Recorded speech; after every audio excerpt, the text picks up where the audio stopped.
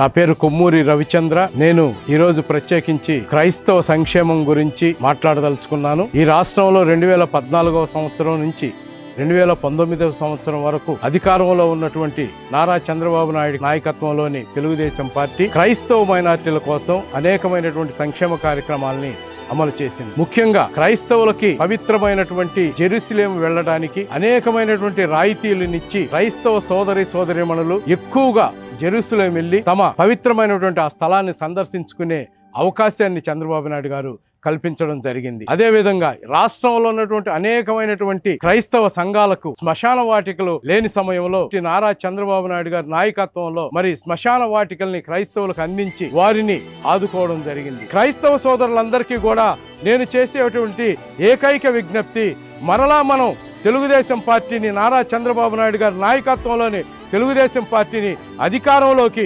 తీసుకొచ్చుకుందాం. Cycle గుర్తుపైన vote వేద్దాం.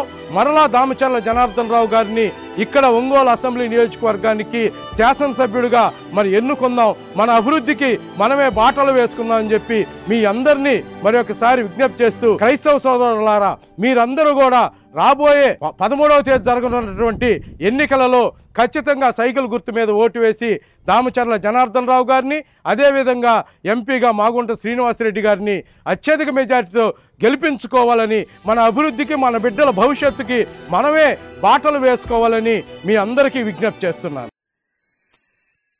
Vote for Damacharla Janardhan Rao. Vote for Cycle.